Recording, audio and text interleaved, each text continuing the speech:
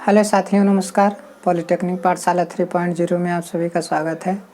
आज मेजरमेंट के लेक्चर में टेम्परेचर मेजरमेंट हम आपको क्या करेंगे, पढ़ाएंगे कि टेम्परेचर को कैसे जो है मेजरमेंट किया जाता है। ठीक है, यहाँ पे ट्रांसड्यूसर चैप्टर चल रहा है। ट्रांसड्यूसर चैप्टर में ही टेम्परेचर का मेजरमेंट जो है सिलेबस में दिया गया है। ठीक है, तो जैसे टेम्परेचर का मेजरमेंट हम थर्मिस्टर के द्वारा करते हैं, रेजिस्टेंस थर्मामीटर के द्वारा करते हैं। ठीक है, उसके बाद थर्मोकपल के द्वारा करते हैं। तो इन सारी चीज़ों के बारे में हमें डिटेल में जानना बहुत ज़्यादा ज़रूरी है।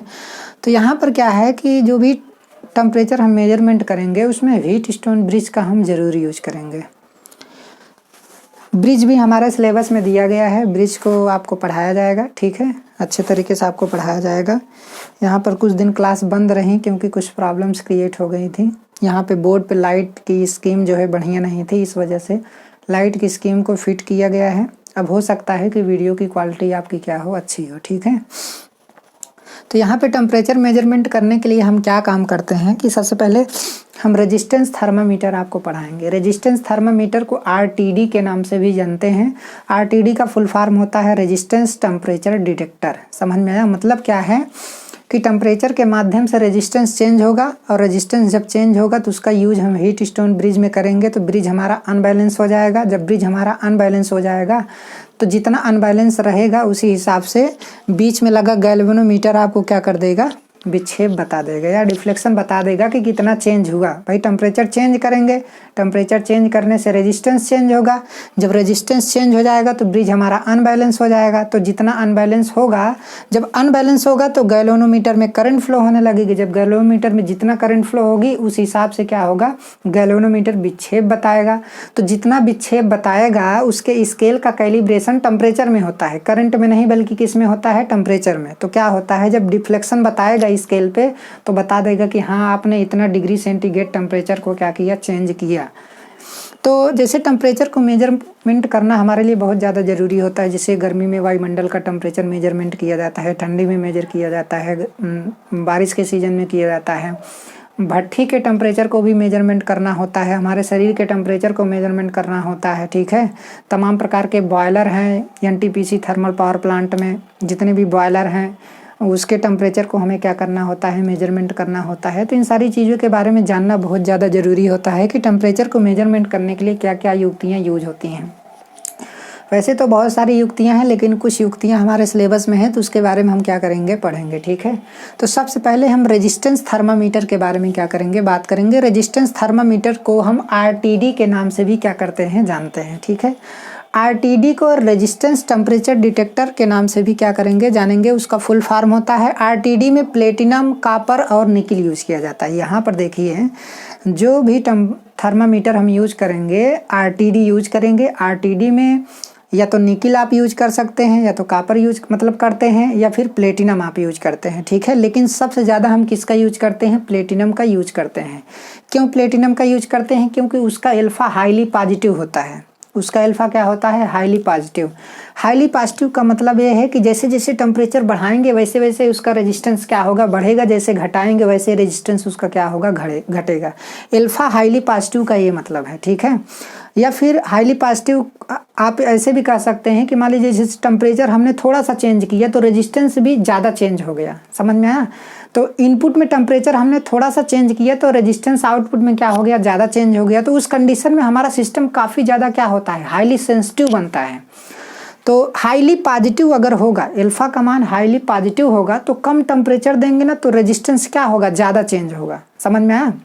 रेजिस्टेंस ज़्यादा चेंज होगा मतलब इनपुट में हमने कम वेरिएशन किया और आउटपुट में ज़्यादा वेरिएशन हुआ तो उस कंडीशन में हमारा सिस्टम क्या होगा, हाईली क्या होगा, सेंसिटिव होगा। समझ में आया? तो प्लेटिनम के अंदर ये प्रॉपर्टी बहुत ही अच्छी होती है कि प्लेटिनम को हम सबसे ज़्यादा यूज करते हैं क्योंकि प्लेटिनम के अंदर हाईली पॉजिटिव एल्फा का गुण होता है। मतलब एल्फा का मतलब क्या है, temperature coefficient of resistance. Temperature coefficient of resistance मतलब प्रतिरोध ताप गुणांक। प्रतिरोध ताप गुणांक क्या बताता है, ये बताता है कि टेम्परेचर चेंज करने से उसके रेजिस्टेंस में परिवर्तन कितना हुआ। मतलब परिवर्तन ज़्यादा हुआ कि परिवर्तन कम हुआ कि परिवर्तन हुआ ही नहीं। समझ में आया? रेजिस्टेंस बढ़ा कि घटा कि कोई परिवर्तन नहीं हुआ, यही बताता है अल्फा। ठीक है, तो अल्फा अगर पॉजिटिव है तो इसका मतलब है कि टेम्परेचर बढ़ेगा तो रेजिस्टेंस भी क्या होगा, बढ़ेगा। अगर हाईली पॉजिटिव है तो टेम्परेचर थोड़ा सा बढ़ाएंगे तो रेजिस्टेंस बहुत ज़्यादा क्या होगा, बढ़ेगा। ठीक है, तो यहाँ पर हमने पॉजिटिव का मतलब बताया। अल्फा निगेटिव भी होता है, तो निगेटिव का ये मतलब होता है कि जब टेम्परेचर बढ़ाएंगे तो रेजिस्टेंस क्या होता है, घटता, तो वो क्या होता है, निगेटिव होता है। अल्फा बराबर 0 होगा तो उस कंडीशन में क्या होगा कि टेम्परेचर चेंज करेंगे तो उसके रेजिस्टेंस में किसी प्रकार का कोई परिवर्तन नहीं आएगा। लेकिन यहाँ पर पॉजिटिव की हम बात करेंगे, तो यहाँ पर मोस्टली यूज हम किसका करते हैं, प्लेटिनम का यूज करते हैं। समझ में आया, मोस्टली यूज किसका करते हैं, प्लेटिनम का यूज करते हैं। प्लेटिनम के अंदर काफ़ी लीनियरिटी का गुण होता है। लीनियरिटी का मतलब क्या है कि जैसे मान लीजिए हम क्या करेंगे, टेम्परेचर, ये हमारा क्या है, टेम्परेचर है, और ये हमारा क्या है, मटेरियल, प्लेटिनम हम यूज कर रहे हैं। प्लेटिनम में रेजिस्टेंस उसका कैसे चेंज होगा, तो जैसे जैसे टेम्परेचर हम बढ़ाएंगे वैसे वैसे इसका रेजिस्टेंस भी क्या होगा, चेंज होगा। तो ये क्या है, लीनियर गुण है। ये क्या है, लीनियर गुण है। ठीक है, ये सब क्या है, लीनियर गुण है। तो कहने का मतलब ये है कि प्लेटिनम के अंदर क्या होती है, लीनियरिटी होती है। ठीक है, और हाई टेम्परेचर को झेलने की क्षमता भी इसके अंदर होती है। इस वजह से जो प्लेटिनम होता है उसकी स्टेबिलिटी क्या होती है, अच्छी होती है। समझ में आया। तो कहने का मतलब क्या है कि रेजिस्टेंस थर्मामीटर में हम क्या यूज करते हैं, रेजिस्टेंस थर्मामीटर में मोस्टली हम प्लेटिनम का यूज करते हैं, क्योंकि प्लेटिनम का हाईली रेजिस्टिव होता है। मतलब हाईली क्या होता है, उसका अल्फा क्या होता है, हाईली होता है। समझ में आया। हाईली होने का ये मतलब हाईली पॉजिटिव होता है। हाईली पॉजिटिव होने का ये मतलब है कि टेम्परेचर बढ़ाएंगे तो रेजिस्टेंस उसका क्या होगा, बढ़ेगा। कम टेम्परेचर बढ़ाएंगे तो रेजिस्टेंस क्या होगा, ज़्यादा बढ़ेगा। समझ में आया। हाईली अल्फा पॉजिटिव होने से उसकी सेंसिटिविटी क्या होती है, काफ़ी ज़्यादा होती है। और दूसरी बात क्या है कि जो प्लेटिनम होता है उसकी रेजिस्टिविटी भी काफ़ी ज़्यादा होती है। उसकी रेजिस्टिविटी भी क्या होती है, काफ़ी ज़्यादा होती है।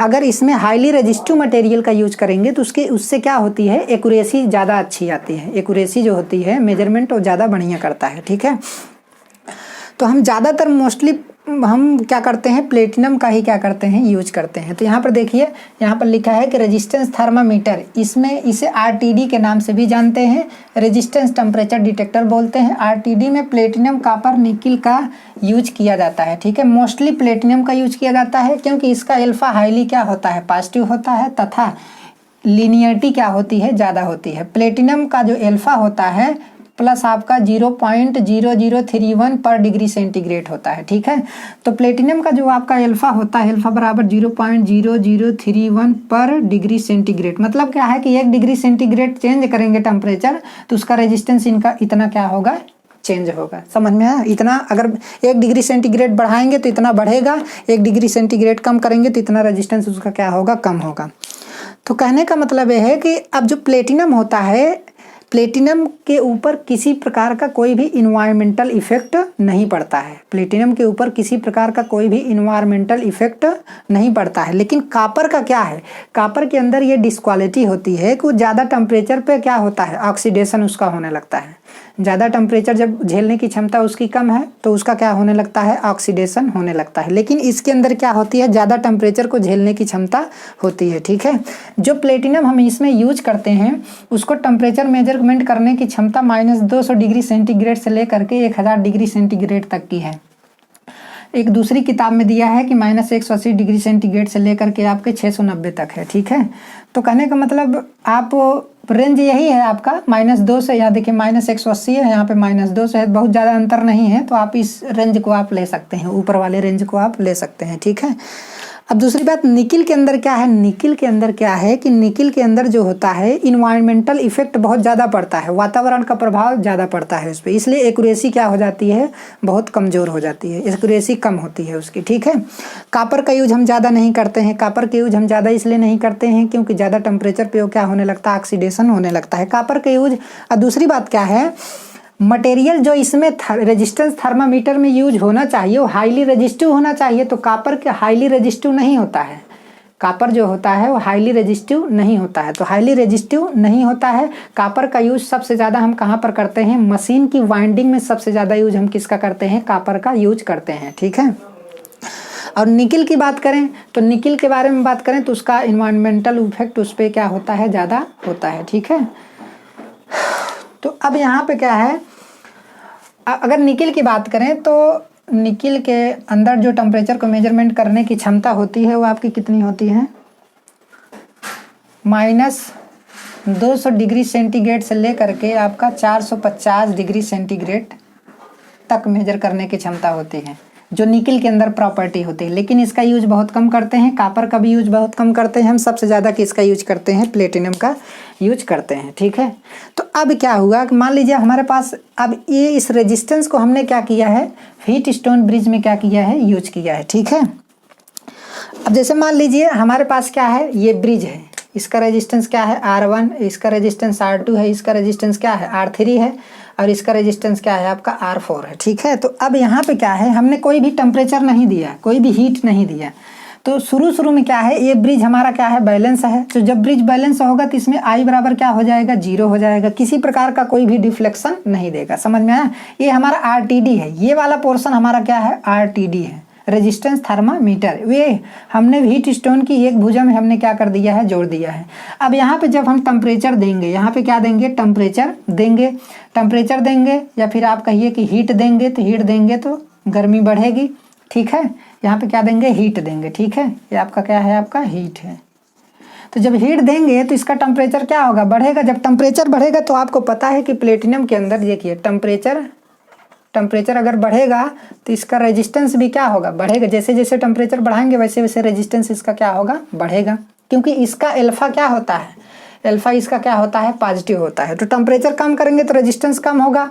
ठीक है, टेम्परेचर अगर कम करेंगे तो रेजिस्टेंस कम होगा, टेम्परेचर बढ़ाएंगे तो रेजिस्टेंस क्या होगा, बढ़ेगा। इसके अंदर ये प्रॉपर्टी होती है ना, अगर अल्फा पॉजिटिव है तो इसका मतलब है कि टेम्परेचर बढ़ाएंगे तो रेजिस्टेंस बढ़ेगा, टेम्परेचर घटाएंगे तो रेजिस्टेंस क्या होगा, कम होगा। ठीक है, तो अब क्या हुआ, ध्यान से देखिए, अब जब यहाँ पे हमने हीट दिया तो इसका टेम्परेचर चेंज हो गया, तो RTD का जब टेम्परेचर चेंज हो जाएगा तो इसका रेजिस्टेंस भी तो चेंज हो जाएगा। तो जैसे जो टेम्परेचर बढ़ाएंगे तो रेजिस्टेंस बढ़ जाएगा, तो ये ब्रिज हमारा क्या हो जाएगा, अनबैलेंस हो जाएगा, क्योंकि ये तीनों रेजिस्टेंस क्या है, फिक्स है, स्थिर है, लेकिन इसका रेजिस्टेंस क्या हो गया, चेंज हो गया। कब चेंज हुआ, जब हमने टेम्परेचर यहाँ पे दिया। तो जब रेजिस्टेंस जितना चेंज हुआ तो उस हिसाब से ब्रिज हमारा क्या हो गया, unbalance.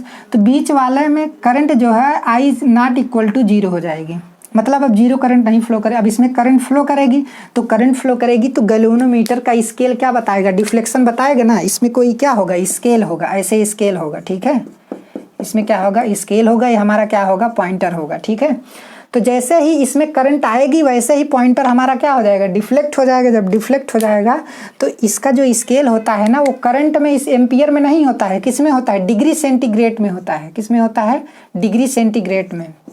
Degree centigrade, 0 degree centigrade, 1 degree centigrade, 2 degree centigrade, ऐसे ही इसका क्या होता है, कैलिब्रेशन होता है। ठीक है, तो पॉइंटर हमारा जहाँ पर जा कर के रुकेगा वही हमारा टेम्परेचर का क्या हो जाएगा, मेजरमेंट हो जाएगा। तो इस तरीके से टेम्परेचर को हम क्या करते हैं, मेजरमेंट करते हैं। मोस्टली प्लेटिनम का यूज करते हैं, -200 डिग्री सेंटीग्रेड से लेकर के हम 1000 डिग्री सेंटीग्रेड तक के टेम्परेचर को क्या करते हैं, मेजर करते हैं। अगर निकिल का यूज करेंगे तो निकिल -200 डिग्री सेंटीग्रेड से लेकर के 450 डिग्री सेंटीग्रेड तक के टेम्परेचर को ही क्या करता है, मेजर करता है। ठीक है, तो ये रहा रेजिस्टेंस थर्मामीटर। रेजिस्टेंस थर्मामीटर में कुछ नहीं है, हम प्लेटिनम का यूज करते हैं रेजिस्टेंस थर्मामीटर में। उसका अल्फा क्या होता है, पॉजिटिव होता है। उसकी क्वालिटी और डिसक्वालिटी के बारे में भी हमने आपको अच्छे तरीके से बता दिया। ये रेजिस्टेंस थर्मामीटर के बारे में पूर्ण कॉन्सेप्ट है, समझ में आया। तो इस तरीके से क्या होता है, हमारे रेजिस्टेंस थर्मामीटर के माध्यम से टेम्परेचर को क्या किया जाता है, मेजरमेंट किया जाता है। इसमें हम मेटल का यूज करते हैं। किसका यूज करते हैं, मेटल का। जो भी मटेरियल यूज करते हैं हाईली वो रेजिस्टिव होना चाहिए, उसका अल्फा हाईली क्या होना चाहिए, पॉजिटिव होना चाहिए। हाईली पॉजिटिव होने से क्या होगा, वो हमारा सिस्टम काफ़ी ज़्यादा क्या होगा, सेंसिटिव होगा, सेंसिटिविटी उसकी क्या होगी, अच्छी होगी। ठीक है, तो ये रहा टेम्परेचर का मेजरमेंट। ठीक है, तो रेजिस्टेंस थर्मामीटर के माध्यम से कैसे टेम्परेचर को मेजरमेंट करते हैं, ये चीज़ हमने बता दिया। यहाँ पर जो भी एलिमेंट हम यूज करेंगे उसे हीट स्टोन ब्रिज के एक भुजा में लगा देंगे और टेम्परेचर देंगे, तो उससे हमारा ब्रिज अनबैलेंस हो जाएगा। तो गैल्वेनोमीटर डिफ्लेक्शन देगा, जो भी डिफ्लेक्शन होगा वो टेम्परेचर का मेजरमेंट होगा। ठीक है, तो आज का क्लास यहीं तक, धन्यवाद।